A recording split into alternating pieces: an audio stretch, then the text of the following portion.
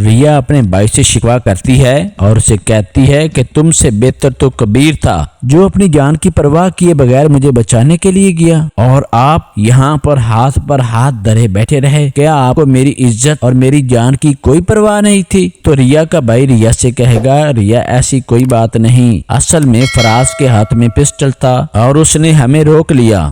ریا اپنے بھائی کی یہ بات سن کر کہتی ہے، تو بھائی پھر میرا شک ٹھیک نکلا کہ آپ پسٹل سے ڈر گئے اور اپنی جان بچانے کی کوشش کی، نہ کہ آپ نے میری جان بچانے کی کوشش کی۔ تم لوگوں سے بہتر تو کبیر ہے جو کم از کم مجھے اپنی جان پر کھیل کر بچانے کے لیے گیا، اور اس نے نہ اپنی زندگی کی پرواہ کی نہ کسی پسٹل کی پرواہ کی، لیکن وہ مجھے بچانے کے لیے پہنچا۔ ریا کا بھائی ریا کی یہ بات سن کر لاجواب ہو جائے گا، اور کبیر نے یہ ثابت بھی کر دیا ہے اس کو اس کی اپنی جان سے زیادہ میں عزیز تھی۔ کبیر نے وہ گولی جس کا میں نشانہ بننے والی تھی، اس گولی کا وہ خود نشانہ بن گیا، لیکن کبیر نے مجھ پر آنچ تک نہیں آنے دی۔ اور تم کیا کرتے رہے؟ میں کبیر کی ساری زندگی احسان مند رہوں گی، جس نے اپنی جان پر کھیل کر نہ صرف میری عزت بلکہ میری جان کی بھی حفاظت کی۔ میں ایسے انسان کو کیسے بھول سکتی ہوں؟ تو دوستو، اس کے بعد ریا کا بھائی ریا کو کوئی خاطر خواہ جواب نہیں دے سکے گا۔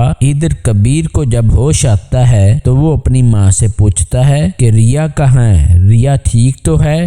اسے کچھ ہوا تو نہیں؟ تو کبیر کو اس کی ماں اور بھائی بتاتے ہیں کہ ریا بالکل ٹھیک ہے، اسے کچھ بھی نہیں ہوا، تم آرام کرو، اس وقت تمہیں آرام کی ضرورت ہے۔ تو دوستو، اس کے بعد ریا کی دوست صدف بھی کبیر سے ملنے آئے گی اور کبیر کی طبیعت کا پوچھے گی۔ کبیر اس سے پوچھے گا ریا کیسی ہے، وہ کیوں نہیں آئی؟ وہ بتائے گی کہ اس نے ہی تو مجھے بھیجا ہے آپ کا شکریہ ادا کرنے کے لیے۔ تو کبیر صدف کو جواب دے گا، ایسی نہیں، اگر اس نے میرا حال پوچھنا ہے تو وہ خود یہاں آئے، اگر وہ یہاں نہ آئی تو میں یہ سمجھوں گا کہ ریا ایک احسان فراموش لڑکی ہے، اور میں احسان فراموش لوگوں کو کبھی بھی اچھا نہیں سمجھتا۔ تو دوستو، اس کے بعد ریا کبیر سے ملنے آئے گی، لیکن کبیر کی والدہ کبیر کو ریا سے ملنے نہیں دے گی۔ وہ ریا کو روک لیتی ہے اور اسے کہتی ہے، تم جب سے میرے بیٹے کی زندگی میں آئی ہو اسے کچھ سکون نہیں ملا، خدا کے لیے تم میرے بیٹے کی جان چھوڑ دو اور میرے بیٹے کو اپنی زندگی جینے دو۔ تو دوستو، اس کے بعد ریا کی بڑی بہن اسما کا عاشق کبیر کو ہاسپٹل میں مارنے کے لیے جاتا ہے،